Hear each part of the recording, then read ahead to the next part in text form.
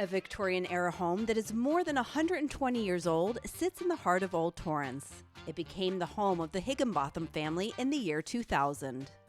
What was really surprising to us when we bought the house, we didn't know that it would draw so much attention. The neighborhood just came to us and they were so happy that we were here and that we were going to not tear the house down, but actually fix it up. Jean and Vicki Higginbotham restored their home over a span of 13 years. Vicki grew up in this neighborhood and said she had her eyes on this unique property.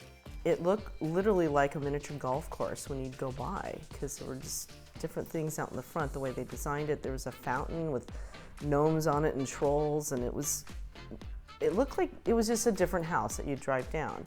The Higginbothams were determined to turn this aging house into their forever home, despite the care it needed. When we bought it, we had no idea what it would entail, but we knew we liked to work on homes and big projects, and bringing a family in here, it was an adventure. Well, we think the house is beautiful, and most of that comes from Vicki, who is so good with colors and interior design, and just really the inspiration to make the house look as beautiful as it is. I think it came from her. Although she's been known to put a Sawzall strap to her shoulder. My favorite tool. Yeah. My favorite tool. Yeah, a lot of demolition, a lot. This home underwent a major and very precise restoration, earning a significant recognition along the way.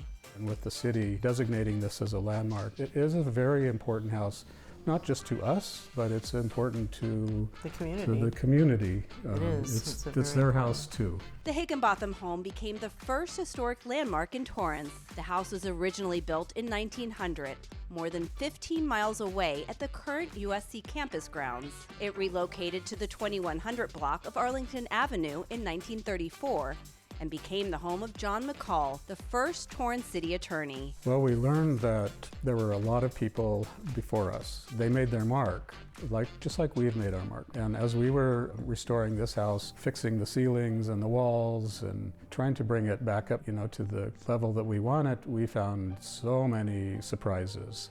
During demolition, Jean discovered a box of treasures, a loaded gun that fell from the ceiling, and even a time capsule left specifically for the next generation to uncover. I have always been fascinated with history, since the third grade actually. Mia and Alexis Higginbotham remember the day when they first moved into this home. Just knowing that we had an end goal as a family, despite what our current living conditions were, it was like a diamond in the rough, that we were able to make something that was old and dilapidated into something beautiful. Mia's love for her historic house eventually led her to become a civic leader. Being part of this house and understanding what it takes and the historical aspects of it, I thought it'd be a really good opportunity to be part of the Historic Preservation Commission. And luckily I was appointed, and now I proudly serve on the commission. Both Mia and her father serve as commissioners and offer different life experiences.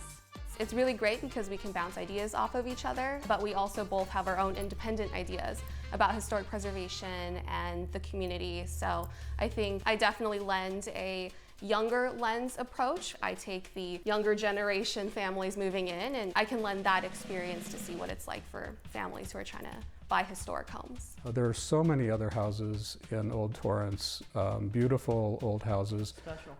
Special homes, and they have stories too. And I think that's what we are really hoping, is that other people will share their houses with the city in support of the preservation program that the city is very interested in. Jean says it's not that hard to designate a home as a landmark. If you are the lucky owner of a home that was originally built in Torrance back in the 20s or even a little before, that house potentially can qualify also as a landmark. He also says it's important to restore an aging home while preserving its original frames. You can just look at old photos and you can tell how the house looked originally.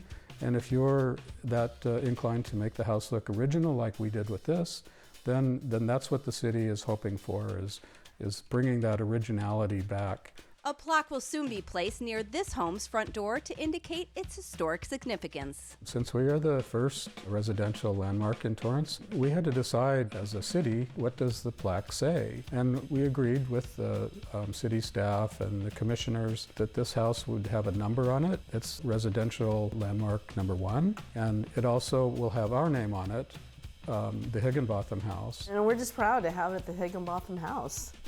To be able to say we're the first. I mean, there's a lot. There's a lot of love, a lot of hard work, a lot of sweat and tears that went into this house, and still does. I mean, it still does.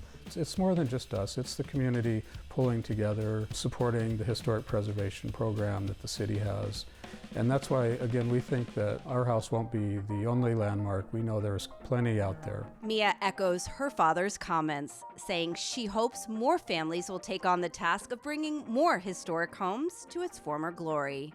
We really did learn life lessons, and I think that that's something to take away and important, especially for any family who's trying to restore a home or think about potentially a landmark, especially if they have a family, that this is very possible and that we have really good memories and experiences. So parents shouldn't be afraid, and it's a really great experience for kids. I'm Jacqueline Twegg with Torrance City Cable.